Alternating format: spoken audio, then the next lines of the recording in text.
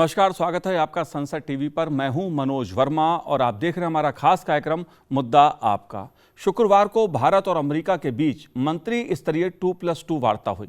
भारत और अमेरिका ने रक्षा उद्योग के क्षेत्र में संबंध और मजबूत करते हुए अपनी वैश्विक रणनीतिक साझेदारी का विस्तार करने, हिंद प्रशांत में भागीदारी बढ़ाने और टेक्नोलॉजी सहित अन्य क्षेत्रों में सहयोग को बढ़ावा देने के लिए व्यापक विचार विमर्श किया।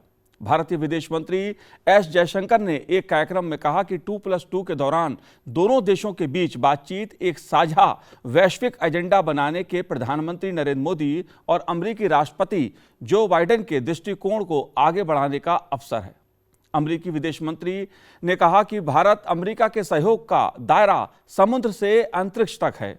इस वार्ता के दौरान पश्चिमी एशिया, हिंद प्रशांत और अन्य क्षेत्रीय मुद्दों पर भी बातचीत हुई।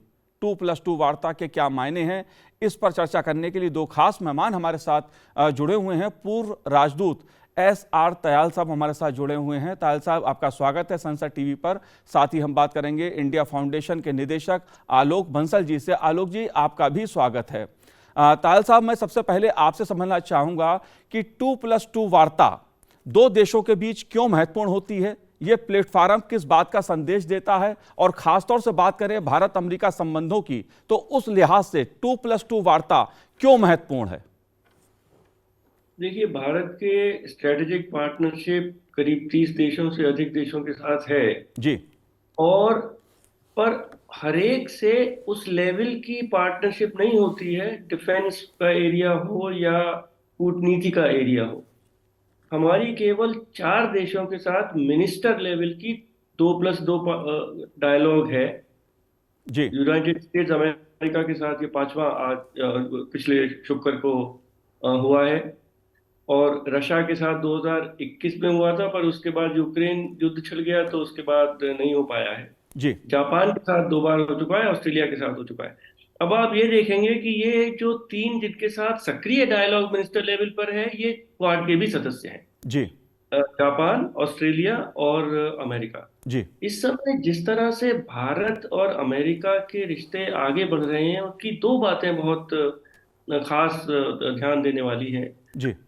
पिछले 20 वर्ष में जिस तरह से रिश्ते आगे बढ़े हैं, तो दोनों देशों में दोनों दलों का और पूरे समाज का, सब जनता का सहयोग इस रिलेशन को वो बहुत ऊंचा ले जाने का है। 2018 में ये 2+2 डायलॉग जब शुरू हुआ था तो प्रेसिडेंट ट्रंप वहां पर राष्ट्रपति थे। जी। आज प्रेसिडेंट बाइडेन राष्ट्रपति हैं। पर जिस तरह से दुनिया के मुद्दे बढ़ रहे हैं, चाहे वो यूक्रेन देखें, पैलेस्टाइन देखें, क्लाइमेट चेंज देखें, इंडो पैसिफिक देखें, भारत और अमेरिका की सोच जो बहुत ब्रॉड लेवल पर काफी सिमिलर है। डिफरेंसेस भी हैं, यूक्रेन पर डिफरेंस है, शायद इजराइल पैलेस्टाइन पे भी थोड़े बहुत डिफरेंस हो सकते हैं, जी। पर जो ग्लोबल सोच है और ये जिस तरह से कूटनीति और रक्षा नीति, रक्षा की सोच, रक्षा की दिशा दोनों देश मिलकर तय कर रहे हैं, मैं समझता हूँ ये बहुत ही अहम है, ना हमारे 2 देशों के लिए पर पूरे इंडो पैसिफिक रीजन के लिए और पूरे विश्व के लिए। पहले ओबामा साहब जब प्रेसिडेंट थे तब एक डायलॉग भारत और अमेरिका के बीच में 2+2 होता था, वो स्ट्रेटेजिक और कमर्शियल डायलॉग होता, पर उस समय शायद डिफेंस और स्ट्रेटेजिक रिलेशनशिप में भारत का उतना अहम स्थान शायद नहीं था अमेरिका की सोच में। जी। पर जिस तरह से चाइना आगे बढ़ रहा है और चाइना से चैलेंज अमेरिका को बढ़ रहा है, उस चैलेंज को किसी भी तरह से रोकने के लिए भारत का बहुत ही महत्वपूर्ण स्थान है। और इस सब परिप्रेक्ष्य में ये 2+2 डायलॉग जो पिछले शुक्र को हुआ, जी। हमारे विदेश मंत्री और रक्षा मंत्री और अमेरिका के विदेश मंत्री और रक्षा मंत्री के बीच में, ये बहुत ही महत्वपूर्ण है और आगे की दिशा तय कर रहा है कि किस तरह हमारा सहयोग आगे बढ़ेगा, जो रीजन में भी शांति, सहयोग और स्थिरता रहे और पूरे विश्व में भी शांति, सहयोग और स्थिरता रहे। जी। आलोक बंसल जी, मैं आपसे भी समझना चाहूंगा, क्योंकि 2+2 वार्ता में रणनीतिक रक्षा, सुरक्षा संबंधी टेक्नोलॉजी और आपूर्ति श्रृंखला यानी सप्लाई चेन जैसे मुद्दों पर व्यापक सहयोग के साथ साथ इसकी स्थितियों का अवलोकन किया गया। इन मुद्दों के अलावा कई और दूसरे मुद्दे भी हैं। बात मैं क्लीन एनर्जी की भी करूं तो ऐसे मुद्दे हैं जिस पर दोनों देश मिलकर आगे बढ़ना चाहते हैं और सहयोग की भाव के साथ आगे बढ़ भी रहे हैं। आप कैसे देखते हैं 2+2 वार्ता को अमेरिका और भारत के बीच? देखिए, पहली चीज तो ये है डिफेंस एंड सिक्योरिटी कोऑपरेशन, जी। रक्षा एवं सुरक्षा के सहयोग के क्षेत्र में ये जो डायलॉग है ये बहुत महत्वपूर्ण है। और अमेरिका ही एकमात्र ऐसा राष्ट्र है जिसके साथ ये पांचवा कंटिन्यूअस ये वार्ता चल रही है हमारी। और जिस तरीके से अमेरिका के विदेश मंत्री और रक्षा मंत्री आए हैं और जिस बातों पर निर्णय हो रहा है ये बहुत महत्वपूर्ण है। जी। पहली चीज तो हमें समझना चाहिए कि जो विदेश मंत्री का वक्तव्य आया कि जो महत्वपूर्ण मुद्दे हैं उनमें दोनों राष्ट्रों की जो सोच है काफी हद तक सेम है। दोनों ने पश्चिम एशिया की स्थिति पे, गंभीर स्थिति पर चिंता जताई। जी। जहां तक सवाल रक्षा क्षेत्र का है, भारत और अमेरिका के बीच में काफी सालों से सहयोग चल रहा है। विशेषकर नौसेना के क्षेत्र में हमारा सहयोग जो है जॉइंट एक्सरसाइजेस काफी सालों से चल रही है। मेरे ख्याल से 2-3 दशक हो गए इन एक्सरसाइजेस को शुरू हुए और चलते हुए।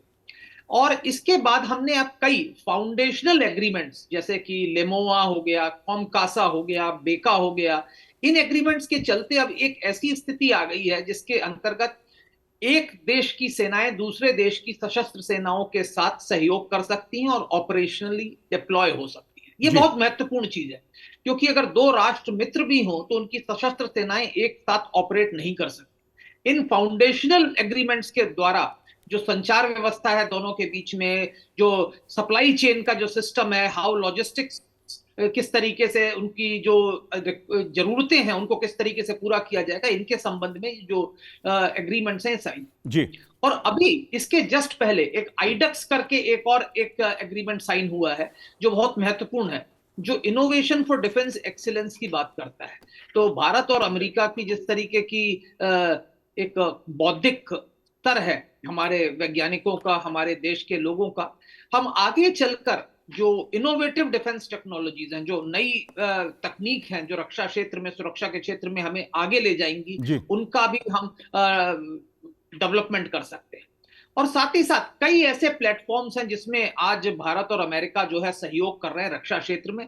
और इसमें सबसे महत्वपूर्ण जो चीज है जिसके बारे में बात हो भी रही है और वक्तव्य आएगा उसके बारे में जो भी है, वो है तेजस। जो भारत की जो रक्षा आत्मनिर्भरता है उसमें एक जो सबसे बड़ा जो महत्वपूर्ण इंडिजिनाइजेशन का प्रोजेक्ट है वो एलसीए का था, लाइट कॉम्बैट एयरक्राफ्ट, जिसे तेजस का नाम दिया गया है। और इस तेजस के लिए हमें जो इंजन चाहिए वो हमें जनरल इलेक्ट्रिक से चाहिए, वो हमें मिलने वाला है। लेकिन हम चाहते हैं कि और ज्यादा संख्या में मिले और जल्दी मिले, जिससे कि हम बड़ी संख्या में तेजस को भारतीय वायुसेना के अंदर इंडक्ट कर सकें। तो इस पर काफी डिस्कशन होने वाला है। और तो ये एक ऐसा मुद्दा होगा जिसमें कि दोनों देशों की तकनीक साथ आके एक वेपन प्लेटफॉर्म स्टैब्लिश होगा। इसके साथ ही कुछ चीजें हैं जहां पे कि हम अमेरिका से कुछ रक्षा प्लेटफॉर्म्स चाहते हैं, जैसे हाई ऑल्टीट्यूड ड्रोन्स चाहिए जो माउंटेनस क्षेत्र में, जो हमारे हिमालय पर्वतीय क्षेत्र है वहां पे सर्वेलेंस के लिए और अन्य कार्यों के लिए प्रयोग हो जाए। तो इस तरीके से कई चीजें हैं जहां रक्षा क्षेत्र में हमें सहयोग करना है। पर महत्वपूर्ण बात यह है कि भारत और अमेरिका दो ऐसे राष्ट्र हैं जिनकी वैश्विक परिवेश पर जो एक नीति है, नजरिया है, वो करीब करीब एक सा है। जी, आलोक बंसल जी, एक महत्वपूर्ण मुद्दा रक्षा मंत्री राजनाथ सिंह जी ने 2+2 वार्ता के दौरान उठाया और उन्होंने कहा कि इंडो पैसिफिक क्षेत्र के लिए भारत अमेरिका की साझेदारी बहुत महत्वपूर्ण है। इंडो पैसिफिक क्षेत्र भारत और अमेरिका के लिए क्यों महत्वपूर्ण है? इसके पीछे क्या पहलू है, क्या वजह है? देखिए, इस क्षेत्र से दोनों ही देशों की निर्भरता है। हमारा जो व्यापार है वो इस क्षेत्र से ही निकलता है, आता है। हमारी जो ऊर्जा की जरूरतें हैं वो भारत के केस में यहीं से आती हैं। अमेरिका के जितने भी एलाइज हैं, जिन्हें हम मित्र कहते हैं, वो भी इस क्षेत्र में है। और हम दोनों ही राष्ट्र जो एक प्रजातांत्रिक बहुलतावादी राष्ट्र हैं, हम चाहते हैं कि इस पूरे क्षेत्र में एक इंस्टीट्यूशनलाइज्ड मैकेनिज्म हो, एक कोई नियम कायदा हो जिसके अंतर्गत जो है व्यापार हो, जिसके अंदर नौ संचालन हो, जो navigation of freedom of navigation जिसकी बात करते हैं, नौ संचालन की जो स्वतंत्रता है वो कायम रहे। और हम चाहते हैं कि अगर कोई भी परस्पर मतभेद हो तो उसे किसी इंस्टीट्यूशनलाइज्ड मैकेनिज्म के अंतर्गत सुलझाया जाए। ऐसा नहीं कि जिसके पास जिसकी लाठी उसकी भैंस, इस तरीके का नजरिया नहीं होना चाहिए। और ये क्षेत्र हम दोनों के लिए बहुत महत्वपूर्ण है। जो क्वाड के देश हम जिन्हें बोलते हैं वो चारों भी इसी क्षेत्र में है। और इस क्षेत्र में हमने पिछले कुछ समय में देखा कि कुछ राष्ट्रों ने यूनिलैटरल एग्रेशन जिसे कहते हैं, उन्होंने नक्शे के माध्यम से अपनी जो सीमाएं हैं उनको बढ़ाने की चेष्टा की है। तो हम इसका विरोध करते रहे हैं और हमने इस क्षेत्र में नौसंचालन की जो स्वतंत्रता है उसका हमेशा से समर्थन किया है। और इस मुद्दे पर भारत और अमेरिका के बीच में काफी समन्वय है और हमारी जो सोच है उसमें काफी हद तक एकात्मता है। जी, जाहिर सी बात है आलोक जी, कई मुद्दों पर भारत और अमेरिका के लगभग समान विचार हैं, समान एक वैश्विक एजेंडा है जिस पर दोनों देश मिलकर आगे काम करना चाहते हैं और वो विकास की दृष्टि से भी खासा महत्वपूर्ण है दोनों देशों के लिए, वैश्विक स्तर पे भी, क्योंकि इस समय जो दुनिया की परिस्थितियां हैं वो कहीं ना कहीं वैश्विक स्तर पर कई सवाल, कई पहलू खड़े करती हैं। अगर विकास की दृष्टि से बात की जाए, टेक्नोलॉजी की दृष्टि से बात की जाए बंसल जी, तो सेमीकंडक्टर का मुद्दा एक महत्वपूर्ण मुद्दा उभर के दोनों देशों के बीच आया है। साथ ही उन्नत जैव प्रौद्योगिकी का मसला भी 2+2 वार्ता के दौरान उठा, इस पे भी चर्चा हुई है, इस पे भी दोनों देश मिलकर काम करना चाह रहे हैं। इस मुद्दे को आप कैसे देखते हैं, दोनों मुद्दों को? आज दुनिया में भारत और अमेरिका दोनों के ही मस्तिष्कों का लोहा माना जाता है। तो जब दोनों ही राष्ट्रों के जो विद्वान एक साथ जुटेंगे तो हम देखेंगे कि ये जो क्षेत्र है इसमें हम और आगे प्रगति कर पाएंगे और विश्व में जो लोकतांत्रिक बहुलतावादी देश हैं उनकी एक जो समन्वय, उनका जो एकतापूर्ण जो गठजोड़ है उसको हम आगे बढ़ा पाएंगे। जी, बिल्कुल। एक जो मुद्दा अमेरिकी विदेश मंत्री की तरफ से उठा वो था अंतरिक्ष में संयुक्त अनुसंधान के जरिए जो दोनों देशों के बीच समावेशी आर्थिक विकास है उसको आगे और कैसे बढ़ाया जाए। इस मुद्दे पर अमेरिका भी चाहता है भारत के साथ काम करना और जिस तरह के से अंतरिक्ष क्षेत्र में भारत ने उपलब्धियां हासिल की हैं, जाहिर तौर पर दुनिया के लिए भी एक वो पहलू है, एक मुद्दा है बड़ा। आप कैसे देखते हैं इस मुद्दे को? देखिए, दुनिया में अंतरिक्ष क्षेत्र में भारत की उपलब्धियां काबिले तारीफ है। हम दुनिया में सबसे कम कीमत पर उपग्रह छोड़ने की क्षमता रखते हैं।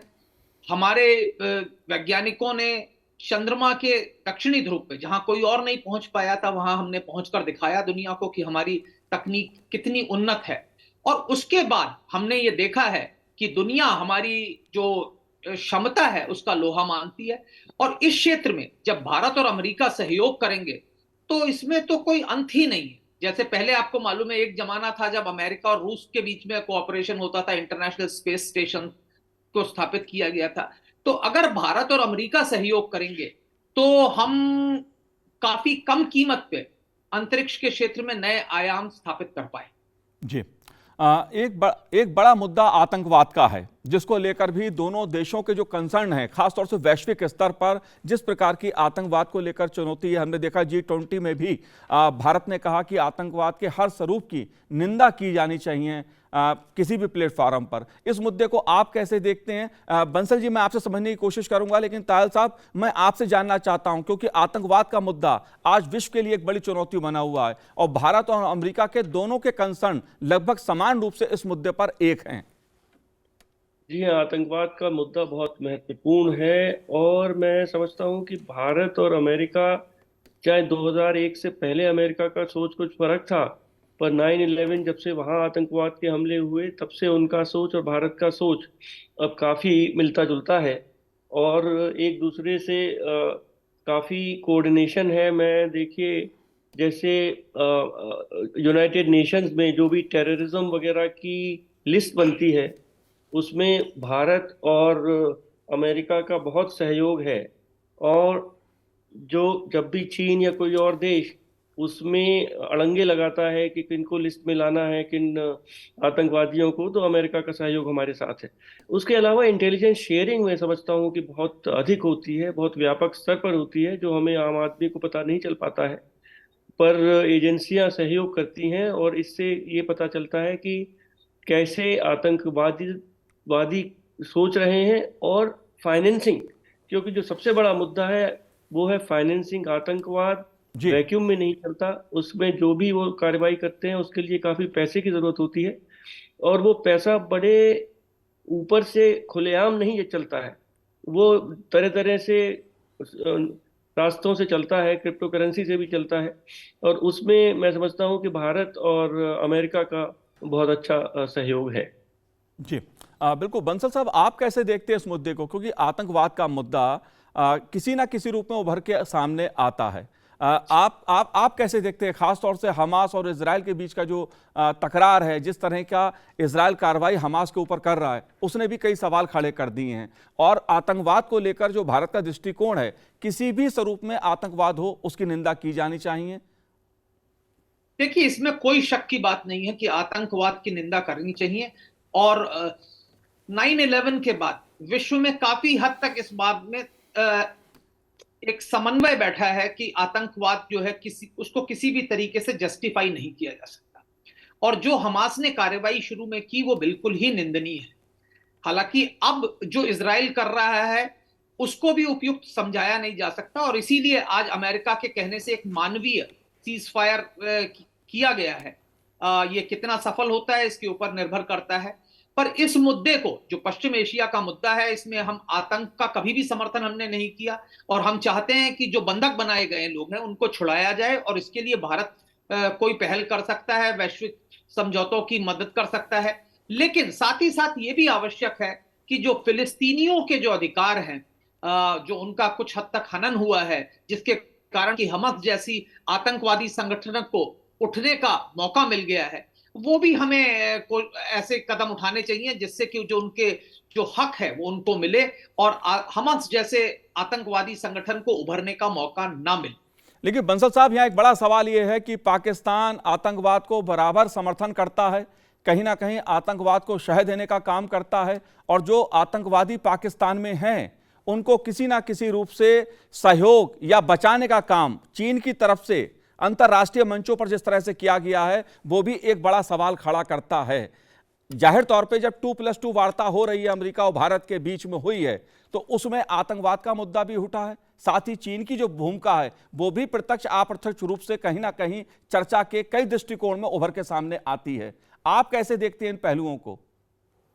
देखिए, इसमें कोई शक की बात नहीं है कि पाकिस्तान ने आतंकवाद को अपनी राष्ट्र नीति का एक औजार बना लिया है, और वो आतंकवाद के माध्यम से अपने राष्ट्र नीति के जो उद्देश्य हैं उनको हासिल करने की कोशिश करता है। ये उसकी शुरू से आदत रही है। उनके यहाँ भी जो समझदार लोग हैं वो उनको इसकी जो गलती है इसको समझाने की कोशिश करते हैं, पर वो समझ नहीं पा रहा है। पाकिस्तान ने न सिर्फ भारत बल्कि अपने सभी पड़ोसी देशों को अधिकांश को त्रस्त कर रखा है आतंकवाद के माध्यम से, नॉन स्टेट एक्टर्स को प्रमोट करके। और इसमें भी एक महत्वपूर्ण मुद्दा यह है कि जो पाकिस्तान की विचारधारा है जिसके अंतर्गत पाकिस्तान का निर्माण हुआ, वो 2 नेशन थ्योरी, वो विचारधारा ही अपने आप में कट्टरपंथ को बढ़ावा देती है। और जब कट्टरपंथ बढ़ता है तो आतंकवाद स्वाभाविक रूप से बढ़ता है। और दुर्भाग्य से पाकिस्तान की जो स्टेट मशीनरी है उसने इस आतंकवाद को अपनी राष्ट्रीय नीति का एक हिस्सा बना दिया है।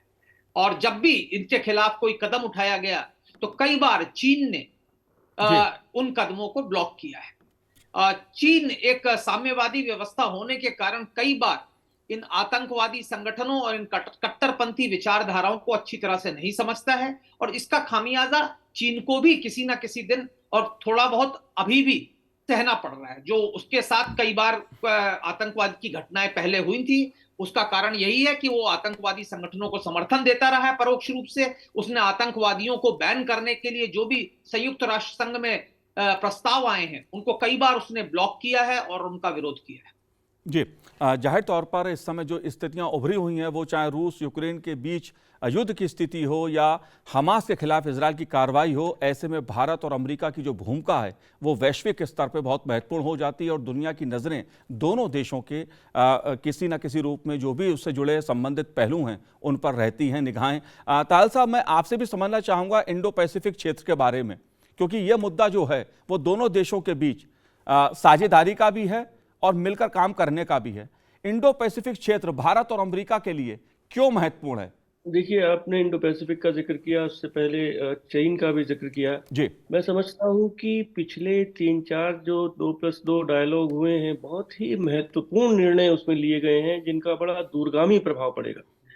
देखिए, जैसे अक्टूबर 2021 में I2U2 जो शुरू हुआ, इंडिया, इजराइल, यूएई और अमेरिका के बीच में किस तरह इकोनॉमिक संबंध बढ़े, और वो कहीं ना कहीं एक चाइना को रिप्लेस करने का भी एक प्रयत्न था। उसके बाद अभी जब हमारे यहाँ सितंबर में G20 मीटिंग हुई तो एक बड़ा महत्वपूर्ण निर्णय, जहाँ प्रेसिडेंट बाइडेन भी थे, हमारे प्रधानमंत्री थे, और सऊदी अरेबिया के प्रिंस सलमान थे, India Middle East Europe corridor. जी। ये देखिए बहुत ही महत्वपूर्ण एक दिशा है, जो कि चाइना के बेल्ट एंड रोड इनिशिएटिव को कहीं ना कहीं उसका एक ऑल्टरनेटिव लाने का एक प्रयत्न है। अभी ठीक है, कुछ समय जो पैलेस्टाइन और हमास के बीच में हो रहा है, शायद इसमें कुछ अड़चने आए, पर एक दिशा कि किधर भारत और अमेरिका साथ मिलकर चलेंगे, और हमारे जो एलाइज हैं, दोस्त हैं, मित्र हैं, वो किस तरह साथ मिलकर चलेंगे। और अभी जो कल एक बड़ा बाहरी निर्णय जो आया कि अमेरिका की जो डेवलपमेंट फाइनेंस कॉरपोरेशन है, जी। वो $550 मिलियन, एक श्रीलंका में एक नया पोर्ट बनेगा, कंटेनर पोर्ट, जिसमें एक भारत की कंपनी के नेतृत्व में वो बनेगा। और ये देखिए 4,600 करोड़ का निवेश है अमेरिका का इसमें। क्यों ये क्यों हो रहा है? इसलिए कि चीन वहां से जो अपना प्रभुत्व, ये प्रभुत्व नहीं कहना चाहिए, पर जिस तरह इन्फ्लुएंस बढ़ाता चला जा रहा था, वो घटे। भारत के पास सब कुछ क्षमता है, पर देखिए हम इस लेवल पर निवेश नहीं कर पाएंगे। तो अमेरिका हमारे साथ मिलकर खड़ा हुआ है, और जो जिस तरह एक नया मॉडल, एक निवेश का और शांतिपूर्ण सह अस्तित्व का, ये सामने आएगा कि भारत की कंपनी जो वहां पे नया पोर्ट बनाएगी, उसमें श्रीलंका का भी हिस्सेदारी है, अमेरिका का ये निवेश है। वो कोई लोन का वहां उनके ऊपर बहुत बड़ी जिम्मेदारी श्रीलंका के ऊपर नहीं आएगी, जैसा हम मनटोटा पोर्ट पर देखा। जी। तो देखिए ये एक बहुत दूर का सोच है भारत, और जिस तरह का ये 2+2 डायलॉग होता है, इसमें दोनों, और देखिए जून में बातचीत हुई प्रधानमंत्री मोदी राष्ट्रपति बाइडेन के बीच में, वहां से दिशा निर्देश आता है। उसके बाद हमारे ये उनके डिफेंस मिनिस्टर भी 4-5 महीने पहले ही आए थे भारतवर्ष, जी। ऑस्टिन। उसके बाद मिनिस्टर लेवल पे कि कैसे उस दिशा निर्देश को लागू किया जाए, कैसे सोचा जाए। देखिए बात तो सब करते हैं कि भाई बेल्ट एंड रोड इनिशिएटिव है, चाइना का खराब है, वो सब देशों को एक्सप्लॉइट कर रहा है, उनके ऊपर लोन का भार डाल रहा है। पर सब देशों को, जो विकासशील देश है, उनको पैसा चाहिए, उनको निवेश चाहिए, उनको भी अपनी प्रगति चाहिए। जी। तो एक ऑल्टरनेटिव मॉडल जो, और मैं समझता हूँ ये बहुत ही अच्छा है कि भारत साउथ एशिया पर कंसंट्रेट कर रहा है और वेस्ट एशिया पर कंसंट्रेट कर रहा है। इंडो पैसिफिक में अमेरिका डायरेक्टली भी बहुत इन्वेस्ट करता है, वहाँ जापान भी है, ऑस्ट्रेलिया है, और कोरिया भी उसमें अब काफी, क्वाड के साथ भी सहयोग कोरिया ने भी, साउथ कोरिया ने भी शुरू कर दिया है। तो इंडो पैसिफिक में जितने देश हैं, उनको बिल्कुल ये अब पता है कि चीन की नीयत अच्छी नहीं है, उसका क्रीपिंग एक्सपेंशनिज्म है। अभी फिलीपींस में देखा, पिछले राष्ट्रपति ड्यूटर्टे ने एक नीति चाइना के साथ ऐसी रखी जी। थी कि बिल्कुल चाइना के पैर पड़ गए थे वो। पर अब जो नए राष्ट्रपति हैं, वो चीन से कह रहे हैं कि नहीं, हम आप हमारे क्षेत्र में, हमारी मैरीटाइम बाउंड्री में आएंगे तो हम पीछे नहीं हटेंगे। तो जितने देश हैं, चाहे वो जापान हो, चाहे ऑस्ट्रेलिया हो, कोरिया हो, सबको ये लग रहा है कि चीन की नीयत अच्छी नहीं है, और इसलिए अमेरिका के साथ सहयोग उनका बढ़ रहा है, भारत के साथ सहयोग उनका बढ़ रहा है। और फिर मैं ये कहूंगा कि कोई भी देश चीन के साथ कोई कन्फ्रंटेशन नहीं चाहता, जी। पर चीन को अपनी जो ये सलामी स्लाइसिंग टेक्नोलॉजी है, विस्तारवाद है, जो प्रधानमंत्री ने एक शब्द में उनकी नीति को जो समराइज किया कि विस्तारवाद की नीति है, उसके भारत, अमेरिका और क्वाड और सभी देश इंडो पैसिफिक के मिलकर उसको रोकने का प्रयत्न करेंगे। जी, जाहिर सी बात है, चाहे मुद्दा आतंकवाद का हो या चीन की विस्तारवादी सोच का हो, वो कहीं ना कहीं जो सवालात हैं, जो इससे संबंधित पहलू हैं, वो वैश्विक स्तर पर दुनिया के तमाम देशों के लिए एक गंभीर सवाल बने हुए हैं, और दुनिया उनका समाधान भी वैश्विक स्तर पर निकालना भी चाहती है। लेकिन बंसल जी, अर्थव्यवस्था का मुद्दा, भारत तेज गति से बढ़ती हुई अर्थव्यवस्था है, और अमेरिकी विदेश मंत्री ने इस बात को कहा कि हम अर्थव्यवस्था को अधिक लचीला बनाते हुए अनुसंधान की दिशा में, नवाचार की दिशा में सहयोग करना चाहते हैं, आगे बढ़ रहे हैं। इस पहलू को आप कैसे देखते हैं? देखिए, भारत सबसे तेज गति से बढ़ती हुई बड़ी अर्थव्यवस्था है, और आज हमारी जो दर है वो काफी बड़ी है, क्योंकि अन्यथा जिस गति से चीन बढ़ रहा था, वो कुछ समय में अमेरिका से बड़ी अर्थव्यवस्था बनने की स्थिति में था। और भारत और अमेरिका का जो सहयोग है नवाचार की और अनुसंधान की ओर, ये बहुत आवश्यक है, क्योंकि भारत की अर्थव्यवस्था बढ़ रही है पर हमारे यहाँ इनोवेशन जो है वो उतना नहीं हो पा रहा था जितना अमेरिका में हो रहा है। जी और इसके लिए आवश्यक है कि दोनों देशों के बीच में सहयोग हो और हमारी अर्थव्यवस्था जिस दर से बढ़ रही है उसको उसी दर से और तेज बढ़ती चली जाए। अभी 7% के करीब बढ़ रही है, इसको और तेज करने की आवश्यकता है, जिससे एक ऐसा मौका आए जब हमारी अर्थव्यवस्था एब्सोल्यूट टर्म्स में चीन की अर्थव्यवस्था से ज्यादा तेज गति से बढ़े। अभी जो है हम परसेंटेज टर्म्स में तो हम चीन से ज्यादा तेज गति से बढ़ रहे हैं, लेकिन अगर एब्सोल्यूट टर्म्स में देखें, क्योंकि चीन की अर्थव्यवस्था हमसे काफी बड़ी है आज की तारीख में, वो हमसे आगे अभी भी आगे बढ़ते चले जा रहे हैं, जो अंतर है वो कम नहीं हो रहा। तो ये आवश्यक है और इसके लिए अमेरिका का सहयोग, जो कि विश्व की सबसे बड़ी अर्थव्यवस्था है, तकनीकी दृष्टि से विश्व का सबसे उन्नत राष्ट्र है, काफी जरूरी है। और मेरा ये मानना है कि जब दोनों देशों के बीच में सहयोग बढ़ेगा तो हम आगे और बढ़ेंगे और शीघ्र ही विश्व की एक अग्रणी अर्थव्यवस्था के रूप में उभरने में सक्षम होंगे। जी तायल साहब, आप कैसे देखते हैं इस पहलू को, अर्थव्यवस्था और टेक्नोलॉजी के पहलू को? क्योंकि दोनों देशों के बीच बात चाहे क्लीन एनर्जी की हो, टेक्नोलॉजी की हो या आर्थिक मुद्दों की हो, ये भी कहीं ना कहीं एक आधार है संबंधों की मजबूती का। आप कैसे देखते हैं इसको? देखिए, व्यापार तो अब $200 बिलियन तक पहुंच गया है, वो अपना तेजी से प्रगति कर रहा है। पर जो दिशा निर्देश जून में हमारे प्रधानमंत्री मोदी जी की जो यात्रा थी प्रेसिडेंट बाइडेन के साथ, उसके बाद जितने भी डॉक्यूमेंट साइन हुए और जो भविष्य का दिशा और रोड मैप जो बना, जी उसमें भविष्य की टेक्नोलॉजीज के ऊपर बहुत ध्यान है। क्योंकि जो अगला कंपटीशन होगा जिसमें चाइना के साथ अमेरिका का होगा, अमेरिका को लग रहा है कि वो शायद अकेले उस कंपटीशन में अपनी अग्रणी जो इस समय स्थिति है उसको कायम नहीं कर पाएगा, और उसमें उसको भारत को का सहयोग चाहिए। और भारत के जितना स्किल है, जितने वो तो अमेरिका का जो पूरा सॉफ्टवेयर इंडस्ट्री है उसमें भारतीय बहुत ही प्रोमिनेंट है ही, पर जो एक अमेरिका के सोच में परिवर्तन आया है कि वो बिल्कुल कटिंग एज टेक्नोलॉजी भारत के साथ डेवलप करने के लिए तैयार है। अभी आर्टिफिशियल इंटेलिजेंस में राष्ट्रपति बाइडेन ने कुछ नई नीतियों की घोषणा की है, और डिफेंस सेक्रेटरी ऑस्टिन ने भी कुछ आर्टिफिशियल इंटेलिजेंस के बारे में नया सोच सामने आया है। क्योंकि जिस तरह से आर्टिफिशियल इंटेलिजेंस आगे बढ़ रही है, कुछ पता नहीं कहाँ तक जाएगी, और अगर वो गलत हाथों में चली जाएगी और चाइना जैसे कुछ कुछ देश हैं जिनकी नीयत अच्छी नहीं है, तो पूरे विश्व को बड़ा खतरा हो सकता है। जी तो नई टेक्नोलॉजीज में जो दिशा निर्देश हमारे प्रधानमंत्री और राष्ट्रपति बाइडेन से आया है, वो अब लोअर लेवल्स पे, इम्प्लीमेंटेशन लेवल्स पे, कॉरपोरेट लेवल्स पे, मिनिस्ट्री लेवल्स पे अब उनको इम्प्लीमेंट किया जा रहा है। और इसमें देखिए 1 और 1 11 होते हैं। और जी अमेरिका के पास पैसा है, अमेरिका के पास एक कल्चर है निवेश की, स्टार्टअप्स की और रिस्क लेने की। जी हमारे यहाँ जो वेंचर कैपिटल जिसको कहते हैं उसकी कमी है। अमेरिका में वेंचर कैपिटल है, पर काम करने वाले भारतवासी वहां भी आपको तो काफी मिलेंगे, सिलिकॉन वैली में भी, भारत में तो है ही। जी तो ये एक सहयोग, इसकी कल्पना भी नहीं की जा सकती कितना आगे ये बढ़ेगा। और पूरे विश्व में नई technologies, artificial intelligence, Meta data, और एक और जो आयाम है वो एनर्जी का है, जैसे न्यू हाइड्रोजन और ग्रीन हाइड्रोजन, इस पर भी भारत बहुत निवेश कर रहा है। बहुत दूर की सोच है भारत जी की गवर्नमेंट की। जाहिर सी बात है तायल साहब, जिस तरह से पिछले 7-8 वर्षों में भारत ने आर्थिक क्षेत्र में, अंतरिक्ष के क्षेत्र में तरक्की, उन्नति की है, टेक्नोलॉजी के क्षेत्र में तरक्की की है, उसको अमेरिका भी स्वीकार कर रहा है, अमेरिका भी मान रहा है। अमेरिकी विदेश मंत्री का ये कहना कि भारत अमेरिका के सहयोग का दायरा समुद्र से अंतरिक्ष तक है, ये इस बात का प्रमाण भी है। जाहिर तौर पर 2+2 वार्ता भारत अमेरिका संबंधों को और मजबूती प्रदान करेगा, वैश्विक साझा एजेंडे को एक नई दिशा देगा।